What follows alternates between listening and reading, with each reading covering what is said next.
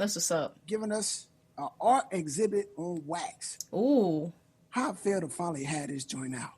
man. It feels like man, yo. I remember the feeling I had when I did my first actual gallery exhibit in the very place in which I learned about photography back when I was 15. And so I think it was 2018 is when I had the gallery exhibit. And I walked in and I saw people looking at the work. And one of the things that I'm very specific about is creating art and creating pieces that are going to get a diverse group of people together and have them talk and converse and rub shoulders against each other, and just kind of like share stories. And when I stepped into the gallery and I saw people looking at my work and talking about it and watching the videos and looking at the prints and looking at the poetry on the wall, I was just filled with I was just in awe. Like, this is really happening in the very place in which I learned about this. Here it is. I was able to display these pieces, on this wall. So it's that same kind of feeling. The CD becomes this gallery space, and your ears are able to journey through these exhibits or these pieces of art that come together, and then you get to talk about it. You get to talk about what you love about it. You get to talk about what you don't love, to talk about the things that you don't understand. You get to discuss, like, why did she do this and why didn't she do that? Like, it's art, and that's the beauty of art. It's just that process. So that's that feeling, and it's bringing it more real for you. It's those goosebumps, the goosebumps you feel. It's the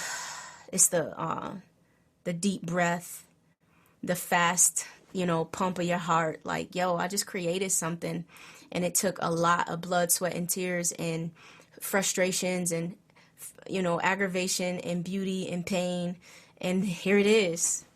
It's a birth, yo. It's a birth. I got real poetic. My bad. Nah, it's cool. It's beautiful. It's bouncing. It's beautiful. All 10 eyes and toes. It's gonna be president one day. This birth, what you did. I don't want to be president. Man, it's great. It's great though.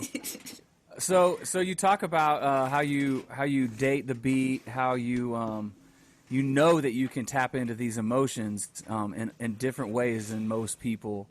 What is that like, and how do you choose how to craft all that you are able to craft?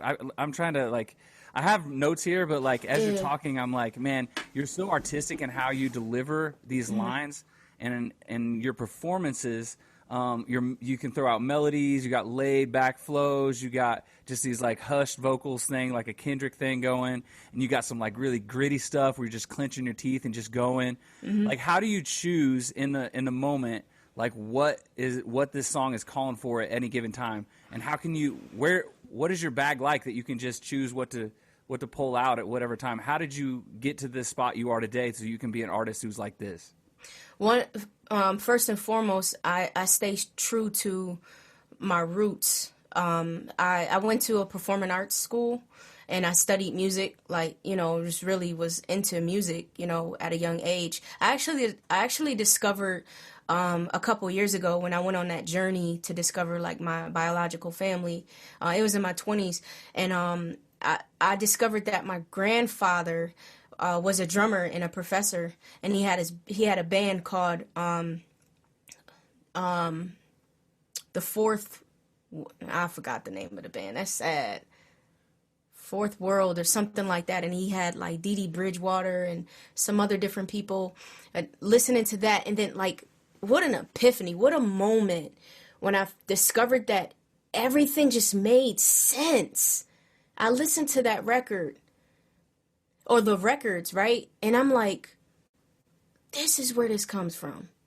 Like, how beautiful it would have been to be a young kid knowing that my grandfather was this amazing artist who was a dope drummer, and then I started to discover like many people knew him in my city and Rochester and different spaces. So it started making sense to me. But let me stick with your question. Like, how do I come to the point of dipping in and out of these styles? Like, it's really dating the beat. In order to develop certain styles and sounds and like, okay, I'm going to do this, I have to understand the instruments and the vibe and what it's giving me. In order to do that, I have to study it. And I don't want to say this as if like I'm really like taking 5 years, like, okay, whoa, that's a string. Okay, all right. And then, like, it's not necessarily that. I think over time I began to develop this understanding when it comes to music. And it's like, this type of beat calls for this, but I'm going to fight that and see if I can get something different if I do this, and then play with it. The other thing I feel like, and I hope to God that this never leaves me, is that I don't subscribe to the sound that is popular now. I don't subscribe to it. If people want to, that's cool. But for me, I don't subscribe to the sound. It might be dope. It's like, cool, I'm aware, but I don't do that, and I try to stay in my bag. Right. I'll listen and I'll hear like, okay, that's dope. And if I do want to try that, I'm going to try it, but I'm going to flip it upside down and give it an AI vibe. Like, the sound is not going to control me. I, as the artist, will manipulate the sound. 100%. And make it who I am and what I want. So that's basically, and as you listen to the project, from one song to the next, it's just gonna be different. It is what it is. Every beat is a canvas, and I'm gonna paint however that canvas is going to kind of sway and move me. I'm moving with it. So that's kind of the way in which that's my approach, really. That's amazing. Yeah. Thanks. No doubt. Okay. Listen. All right. So on this project, on this project. Some more bars. Let's go. Yeah. On this project, you display your love for art in various forms and mediums, which help you get an outlet to grow and find your voice over time, despite your surroundings and your experience. And you're also an art curator in your secret identity, like Wonder Woman, which fits you. Because you're a lyrical wonder in the booth. You know what I mean? I appreciate it. What was it that first attracted you to the arts? So, you know my story. If you know my story, you know I come from a mother who abused drugs. She died. I was 3 years old. Beautiful woman. Just had some voids, some voids in her life. And the first initial thing was that we had to go to counseling. So my mom passed away. I was 3, got older. My foster mother actually adopted us when I turned 7. She kept me and my sister and brother together. God bless her. She's 88 today, still moving and shaking. Run a church pantry, killing it, doing some dope things. I spend every Monday with her. She kept us involved. We went to counseling, and the counselor noticed that I had a difficult time expressing myself. We were diagnosed as emotionally handicapped, so it was just tough for us, like literally diagnosed, like it was a diagnosis that because of what we went through, we would have issues emotionally throughout our life. But this counselor gave me a pen and a paper and told me to write how I felt. I drew pictures, wrote stories, and so the writing is what I fell in love with first. And then hip hop. I was introduced to hip hop, and I was like, oh, shoot, this is dope. I couldn't listen to the radio, so I had to sneak that in because my mom was a avid Kojic churchgoer. Thank God for that. Sure, thank God for that because that's what led me to Christ. But we couldn't listen to the radio, so I had to sneak it. I you know how you used to record music on a tape? Yeah. That's what I used to do. Now, I'm that years old. So, hey, I'm telling my age. It is what it is. But, yeah, so I used to do that, listen to music. As a matter of fact, I would write down all the lyrics. So, Jay-Z, Nas, Biggie, Missy, Eminem, Pac, even though I wasn't necessarily a Pac fan. I loved his style and what he was about at a certain point. But I was more of a Biggie fan. It is what it is. Sorry. Actually, I'm not sorry. That's my opinion. So I would write their lyrics down. Word for word, I would write their lyrics down and memorize them and just rap them. And then I would try to fit my own words in there. And then also my brother rapped, and he had this notebook. This is something I've never told. My brother rapped. He had a notebook. I stole his notebook, and I memorized all his raps. And I would go to school and rap them and say it was mine. It was fun. But yeah, that's where the love kind of for hip hop came from. But I went to, school and learned about musicality and stuff like that, and just embraced sounds, jazz, Ella Fitzgerald and Frank Sinatra, Fats Domino, Duke Ellington, just different, amazing artists who had their own styles and just embraced their own styles and weren't afraid to be authentically themselves, So I think they were anomalies, so.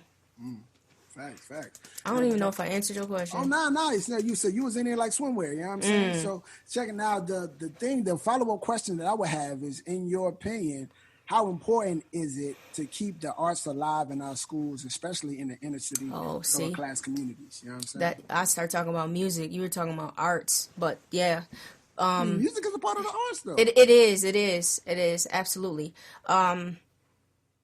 It's imperative. It's imperative, especially for a kid like me, who was told I would be a failure to thrive. Now I'm about to go in right here. Hey, go ahead. Hey, it is what it is. But it's imperative, especially for young people that was like me, who had this background and feeling as though I wasn't going to be able to achieve anything. I kept getting in trouble. I tried to do better. I just had this thing in me, that rebellious, like, fire that just wanted to go against the grain since I was a kid, and a lot of fights and things like that.